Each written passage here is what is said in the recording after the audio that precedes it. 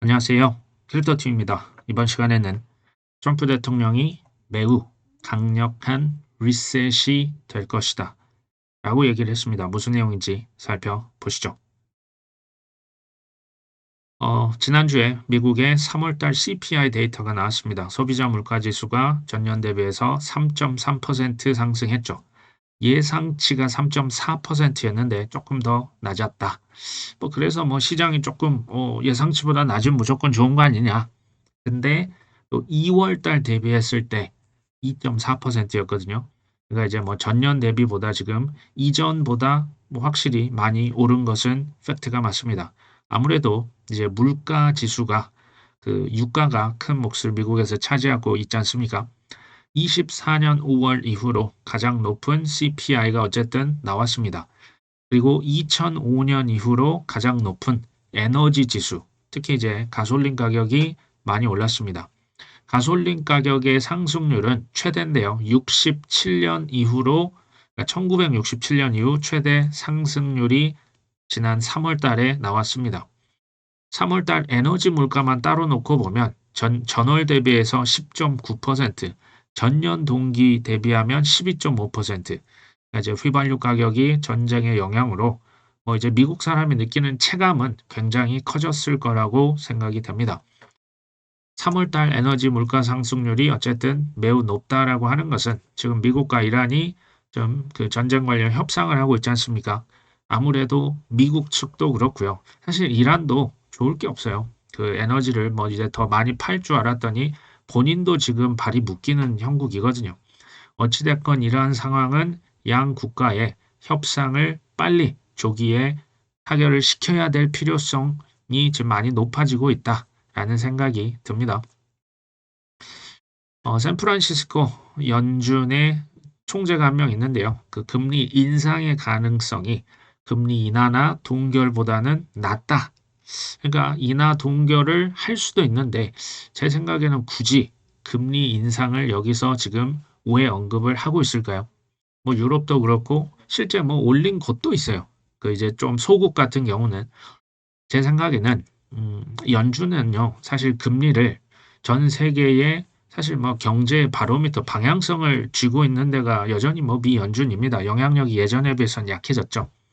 근데 그 금리를 이게 항공모함이라고 제가 비유를 했지 않습니까? 항공모함 큰 배를 끌고 가는데 갑자기 좀 느낌 이상한데 뒤로 갑자기 돌려 핸들 틀어 이게 쉽지가 않아요. 그러니까 연준에서는 사실 금리를 지금 인하하는 기조로 이게 길게 보면 이제 몇십 년 사이클이 있거든요. 지금 이제 내려가는 그 사이클입니다. 근데 물가 조금 올랐다고 금리를 갑자기 위로 올린다? 이거는 솔직히 쉽지 않아요. 현실적으로 거의 저는 어렵다라고 봅니다. 그 뒤에 또 한 말씀을 또 했는데요. 이란 분쟁이 신속하게 해결이 되고 유가가 하락이 된다면 금리 인하를 불가능하진 않겠다. 금리 인하 할 수도 있다. 이런 얘기예요. 그러니까 전쟁이 지속돼서 금리가 인상을 하는 일이 없었으면 좋겠다라고 하는 저는 마음을 여기서 한번 읽어봤습니다. 그리고 우리가 trueflation이라고 하는 데이터를 아마 들어보신 적 있죠. 실제적인 그 실시간을 그 가격 정보를 반영한 굉장히 그 실제 수치에 가까운 물가 지수입니다. 현재 1.69%를 기록하고 있습니다. 이전에 1%도 안 된 때가 있었는데 지금은 그거에 비하면 좀 많이 높아졌죠. 트루플레이션은요, 미국의 CPI보다 대략 45일 정도 선행 지표라고 생각을 하시면 됩니다. 이 대략입니다. 미국의 CPI 데이터에서 왜 이렇게 큰 왜곡이 늘 발생하냐면요.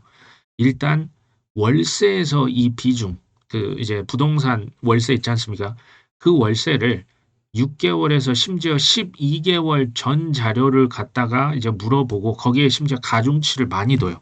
그러니까 이제 물가가 올라갈 때는 천천히 오르고요. 지금처럼 물가가 떨어질 때는 물가가 천천히 내려옵니다. 굉장히 후행 지표로서 CPI가 그러니까 이제 찍히는 거죠.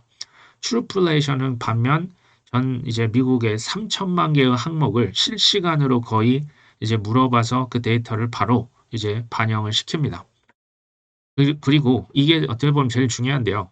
트루플레이션과 CPI가 서로 따로 놀지만 결국 시간이 흐를수록 97% 이상의 결국은 일치하게 됩니다.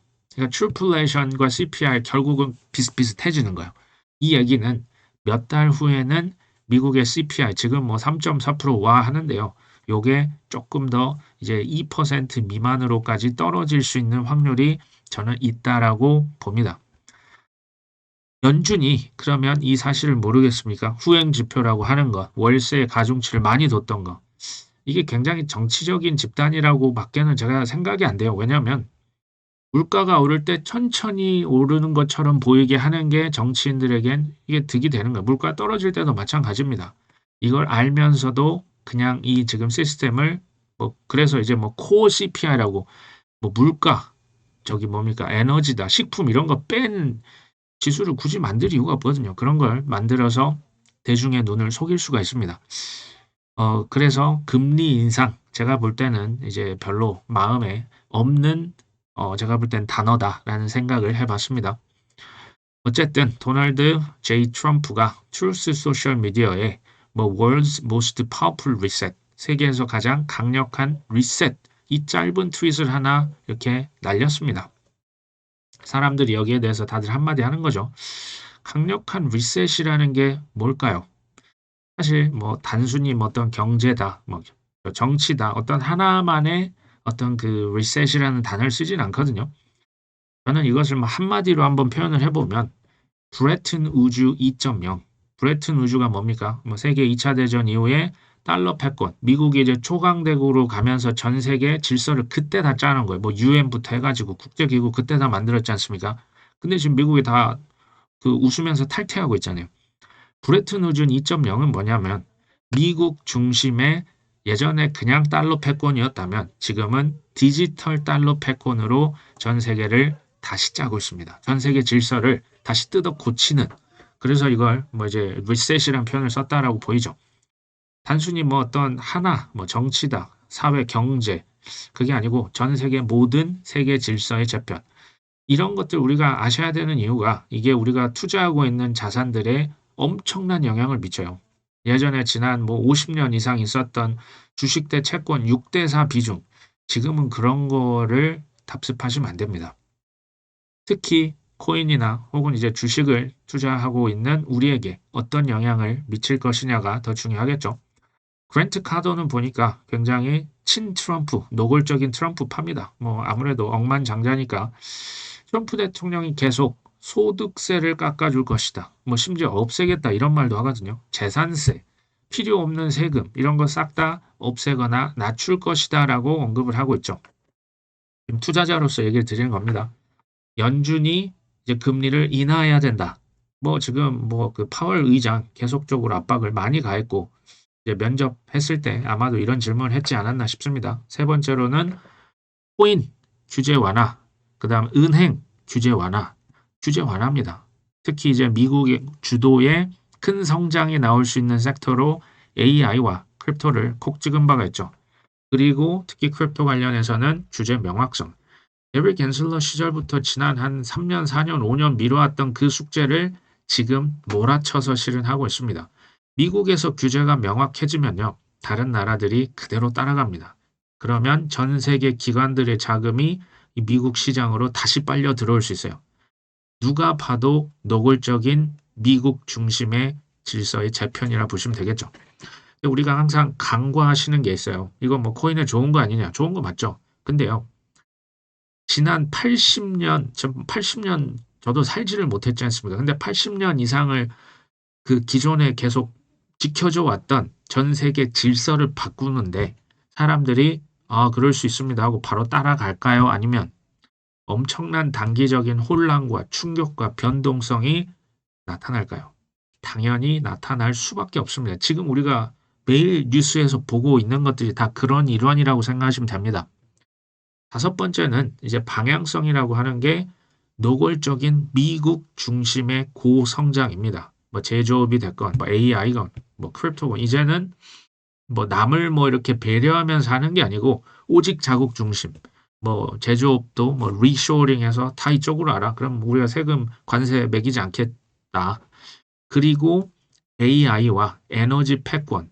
이거 지금 에너지 석유 전쟁이다. 어떤 사람들은 화폐 전쟁이라고 하는 분도 있어요. 전 다 맞다고 봐요.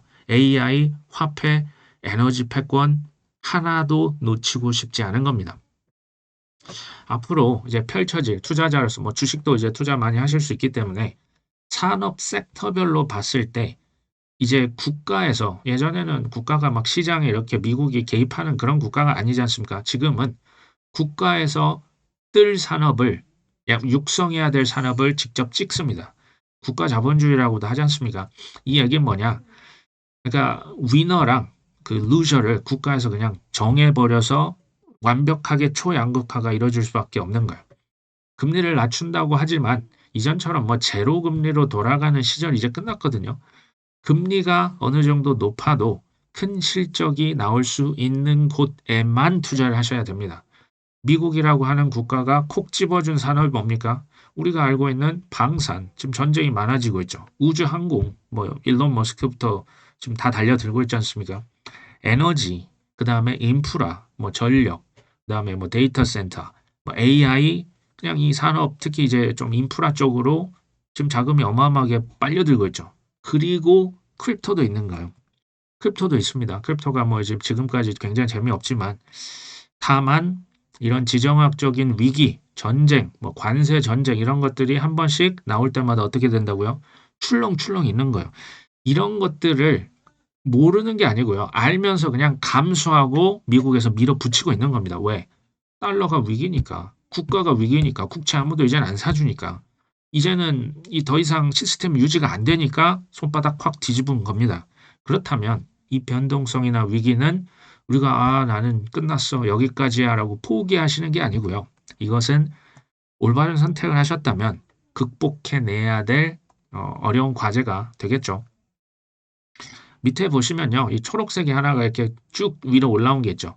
요게 25년부터 현재까지 AI 하드웨어, 인프라 지수가 급등했다. 뭐 삼성전자, SK하이닉스 생각하시면 됩니다. 이쪽은 뭐 이제 지수가 급등했죠. 뭐 주가도 날아가고 시총도 많이 오르는데 반면에 이제 다른 소프트웨어는 그 밑에 보시면 쭉 밑으로 계속 떨어지고 있죠. 뭐 아포칼립토스라고 해서 이제 뭐 소프트웨어 AI 때문에 이제 다 기업들 주가가 많이 떨어지고 있지 않습니까? 그 중간에 이제 핑크색으로 애매하게 걸쳐 있는 얘가 바로 비트코인 가격입니다. 그러니까 비트코인이 소프트웨어 따라서 같이 하락세로 쭉 떨어져 줬어야 되는데 아니라 이제 중간에 다 버티고 있다는 것은 상관관계가 뭐 하드웨어나 소프트웨어나 그렇게 높지 않다. 특히 이제 기관 투자자 큰돈 굴리는 데서는 상관관계가 낮고 꾸준히 우상향할 수 있는 자산에 무조건 돈을 집어넣을 수밖에 없거든요. 비트코인이 지금 잘 버티고 있는 겁니다. 저는 앞으로도 AI, 인프라, 그 다음에 크립토 자산의 이런 상승은 계속될 수 있다라고 보고 있습니다. 다만 당분간이죠. 언제까지? 이게 이제 생산성이 튀어나오고 AI랑 뭐 이제 크립토가 많이 오를 거라고 생각하지만 그렇다고 해서 많이 올랐을 때는 분명히 또 이제 이제 골짜기로 언젠가는 또 떨어질 수 있기 때문에 그 시점은 우리가 좀 지속적으로 지표를 보면서 살펴봐야겠다. 그다음에 이제 지금 뭐 가장 큰 지정학적인 위기가 최근에 있었지만 뭐 베네수엘라다, 이란이다, 뭐 작년에도 관세 전쟁 지금은 추억이죠. 저는 시간이 지나면요. 맞아. 그때 그랬지. 전 그럴 거라고 봐요. 지금 이란 전쟁 뭐 지구가 뭐 멸망할 것처럼 뭐 진짜 뭐 뭐야 그냥 뭐 미사일을 뭐 날리면서 지나고 보면요. 이게 작아 보이는 건데 지금은 당연히 커 보이는 거죠. 그럼에도 불구하고 비트코인은 여전히 굳건하다. 2월 초에 찍었던 그 바닥을 여전히 그 위에서 놀더라. 이미 이 친구가 봤을 때 바닥은 지났고 올해 신고가를 경신할 것이다. 저도 당연히 이렇게 보고 있습니다. 그렇다고 제가 뭐 예측을 해서 매매를 하거나 비투를 뭐 하고 있지는 않습니다. 비트와이즈에서 알트코인 중에 하나죠. 하이퍼리퀴드 요즘 뭐 잘 나갔습니다. 그래서 그런지 몰라도 좀 가격이 많이 올라있을 때 사람들이 좀 관심이 많을 때 ETF 신청서를 또 업데이트를 합니다. 수수료까지 티커까지 지금 다 책정이 됐거든요. 이 얘기는 이제 보통 출시가 임박했다는 의미다. 에릭 발추너스가 얘기를 했거든요. 블랙락이나 피델리티는 아무래도 큰 형님들입니다. 이 친구들은 비트코인과 이더리움 위주. 물론 피델리티가 최근에 솔라나 ETF까지는 이제 승인을 받았는데 그 외에 나머지 코인들 있죠. 도지코인이 될 수도 있고 헤데라가 될 수도 있고 그다음에 아까 하이프라고 하는 코인 여러 가지 이제 그 외 알트코인들 또는 이제 알트코인 10개, 20개 묶어서 파는 지수 ETF는 그 밑에 비트와이즈, 그레이스케일, 21 쉐어스, 여기 어딥니까? 갤럭시 디지털 등등 조금 몸집이 작은 회사들이 좀 나눠가는 이렇게 좀 양분하는 형태로 지금 이렇게 가고 있다라는 생각이 듭니다. 저는 4대 천왕의 대략 한 80% BT 대 XRP 솔라나 요 순서로 좀 많이 이렇게 80% 이상 가져가고 그 외의 알트코인 중에서도 ETF가 이미 승인이 된 애들이 있어요. 그리고 앞으로 이제 승인이 될 친구들이 한 15%, 그 외에 나머지 이제 섹터의 대장주라고 할 수 있는 데를 한 5% 가져가면 굉장히 그 단단한 포트폴리오가 될 수 있다. 근데 그 반대로 가져가면 그러니까 이제 아주 그냥 작은 코인에 80%, 90% 이러면 아주 가슴 벅찬 변동성을 감내하셔야만 됩니다. 아마 이게 무슨 내용인지 누구보다 요즘은 잘 아시리라 생각이 됩니다. 릭 에델만이라고 하는 유명 투자자가 있는데요. 모건 스탠리 얘기를 하네요. 첫 해에 70억 달러 유치할 것이다. 이게 70억 달러면 우리 한화로 한 10조 원 이상이 되거든요. 첫날 성과가 이게 상위 1%였다. 그러니까 이제 또 지금 이미 블랙락이다, 피델리티다 기존 주자가 있잖아요. 그레이스케일도 있고. 근데 투자자들은 수수료가 워낙 낮기 때문에 결국 모건 스탠리로도 옮겨갈 수 있다.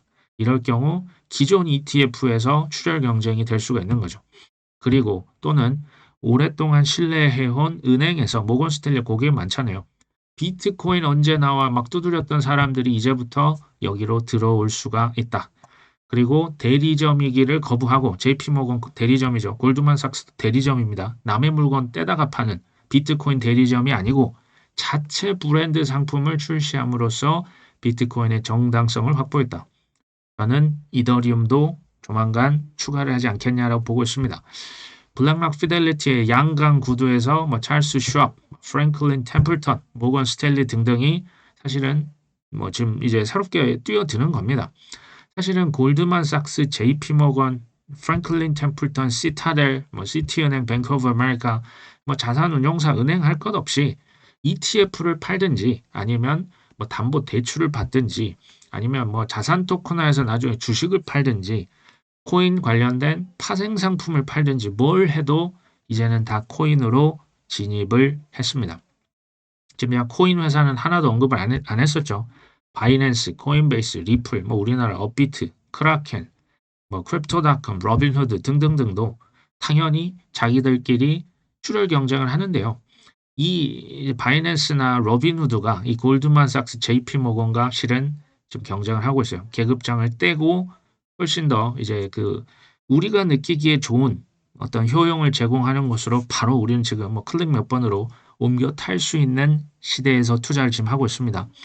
핵심은 이거예요.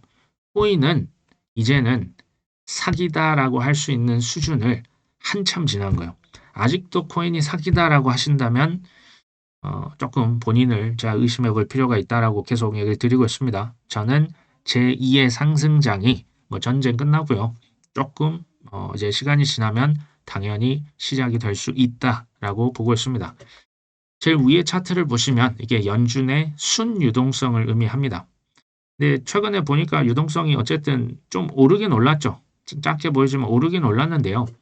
이게 22년도의 그 유동성 그 수준이에요. 지금 그 수준, 22년도 유동성을 이제 막 회복한 수준입니다. 근데 아마도 이제 앞으로는 여기에서 좀 더 이렇게 오르지 않을까 저는 보고 있습니다. 그 밑에 보시면 비트코인 가격 차트인데요. 2022년도 가격이 이때 바닥이었죠. 근데 지금도 좀 거의 이제 그 바닥권에 있죠. 하지만 22년에 비하면 굉장히 높은 가격에서 지금 놀고 있는 겁니다. 그러니까 이럴 때가 기회인 거예요. 언제 더 떨어지면 더 사겠다. 더 떨어지면 좋은데요. 그게 우리 마음대로 되는 게 아니니까. ISM 지금 제조업 지수를 제일 밑에서는 지금 나타내고 있습니다. 이 50 밑으로 22년도에 떨어져서 지금 이거 이제 머리 빼꼼 나왔는데 이제 뭐 52, 53 지금 이 수준밖에 안 됩니다. 50을 넘은 지 지금 3년 걸렸어요. 굉장히 오래 걸렸죠. 이게 밑에 이렇게 오래 있었다는 것은 더 위로 이런 식으로 튀어나갈 수 있어요. 제조업 ISM 이게 한 60까지 갔으면 좋겠다는 생각을 하고 있죠. 그러면 비트코인, 그 다음에 알트코인도 이게 결국은 영향을 미칠 것이다. 저는 뭐 이렇게 보고 있습니다. 단기 변동성, 뭐 전쟁이다, 뭐다. 물론 큰 변동성을 주지만 조금 타임프레임을 길게 하면 일희일비해서 좋을 게 없어요. 그때 막 감정 매매, 뇌동 매매해서 결과가 좋으시면 그건 굉장히 좀 타고나신 부분이 있는 건데 그게 아니면 대부분은 좋은 코인 그냥 사놓고요. 엉덩이 무겁게 그냥 가져가는 사람이 아주 강력하고 확실하게 이기는 게임이다. 그게 저는 코인 투자라 봅니다. 바이낸스의 창펑차오가 이런 얘기를 했네요. HSBC, 스탠다드 차터드 은행들, 뭐 지금 뭐 저기 영국이랑 홍콩의 가장 큰 은행들이거든요. 여기에서 홍콩 스테이블 코인 라이센스를 홍콩 그 규제 당국으로부터 취득했다. 제가 이걸 왜 가져왔냐면요. 미국 주도의 코인 혁명이 미국만 코인을 한다가 아닙니다. 미국이 주도하면 전 세계는 따라간다, 안 따라간다? 따라갈 수밖에 없다요. 뭐 유럽 마찬가지, 일본, 한국, 대만 또 어디 있습니까? 뭐 중남미, 뭐 동남아시아, 뭐 인도 할 것 없이 결국은 중국도 따라갈 수밖에 없어요. 이 지금 스테이블 코인 뭐 한다 안 한다 해놓고 결국 다 할 수밖에 없을 겁니다. 천천히 하지만 확실하게 전 세계는 따라갈 수밖에 없다. 그다음에 또 이제 마음이 힘드신 분들 위해서 지금 트럼프 대통령 가족들이 지금 뭐 했는지 팩트를 그대로 나열을 해놨습니다. 트럼프 일가는 비트코인 10만 달러 넘었을 때 2 빌리언, 그러니까 3조 원 이상을 지금 비트코인 사놨어요. 그 이제 뭐 월드 리버티 파이낸셜 등등 통해서 연준 의장에게 걸핏하면 금리 인하를 압박하고 있는 거죠. 이렇게 되면 본인이 일가의 지금 자산 중 제일 많은 것이 코인과 부동산, 또 부동산과 코인이거든요. 둘 다에 엄청나게 좋은 영향을 미칠 겁니다. 그 다음 비트코인이 100만 달러를 넘어갈 것이다. 예측을 한 바가 있죠. 누가 그랬습니까? 바로 그의 둘째 아들 에릭 트럼프입니다. 에릭 트럼프가 비트코인 DAT 기업 메타플래넷의 이사이기도 합니다. 그리고 미국은 계속 뭐 크립토의 슈퍼 뭐 캐피탈이 돼야 된다. 수도가 돼야 된다. 비트코인 사야 된다. 쟁여야 된다. 절대 팔면 안 된다. 이 주장을 우리는 다 들어서 알고 있습니다. 그리고 이제 미국의 7월 4일이요. 올해 그 독립기념일 250주년이라고 하거든요. 저는 트럼프 대통령이 실은 월가로부터 굉장히 서름을 많이 겪었다. 이게 사실이에요. 그러니까 에릭 트럼프가 여러 번 얘기했었죠. 그러니까 친코인, 반코인 인사들이 민주당, 공화당 서로 견제가 셌습니다. 월가가 근데 그렇게 그 고분고분한 그런 그 기관들이 아니거든요. 그러면서 제 예상컨대 트럼프 대통령은 나쁜 월가 세력들로부터 독립기념일을 외칠 것으로 전 예상이 돼요. 그러니까 이것도 저는 금융 리셋 중에 하나라고 생각을 합니다. 월가가 전 세계를 통제하고 억압해서 그들이 그리는 방향으로 했잖아요. 누구는 살리고 누구는 죽이고 그 절대 권한이 월가한테 지금도 물론 있습니다. 근데 이제 그 좀 더 어쨌든 크립토 쪽으로 가자. 자유, 그다음 탈중앙화, 뭐 스테이블 코인. 근데 이제 완전한 탈중앙화라고 하는 것은 사실은 제가 볼 때는 쉽진 않거든요. 어찌 됐건 트럼프 대통령 일가와 공화당이 이렇게 좀 그 일론 머스크, 저 피터 틸까지 그 하는 것은 이제 반월가적인 측면도 있어요. 그래서 좀 더 이제 혁신, 뭐 나 기업하는데 나에게 자유를 주고 규제도 완화시키고 크립토도 그 연장선에 실은 있다. 근데 여기서 더 중요한 거, 반코인이냐, 친코인이냐 중요하긴 한데요. 그 상관없이 코인을 다 지금 끌어안기로 뭐 했습니까? 이미 작정을 했고 이미 론칭을 시켰잖아요. 그러면 여기에서 더 이제 코인을 걱정한다라고 하는 것은 제가 볼 때는 조금 뭔가 더 필요하다라는 생각이 그래서 듭니다. 마지막인데요. 레이 달리오가 뭐 이런 굵직한 뭐 하지만 간단한 얘기를 합니다. 미국과 이란이 지금 모두 다 서로 이겼다라를 외치면서 지금 협상을 하고 있죠. 근데 결국 관건은 뭐냐? 누가 호르무즈 해협을 통제할 것인가? 누가 이 해협을 유리하게 가져갈 수 있을 것인가? 이것 두고 제가 저는 이제 조인트 벤처를 어떻게 보면 좀 살려가지 않겠냐라고 봤지만 지금 이 결과를 현재로서는 알 수는 없습니다. 좀 더 지켜보시면 좋겠습니다. 오늘 방송은 여기까지 합니다. 끝까지 시청해 주셔서 감사합니다.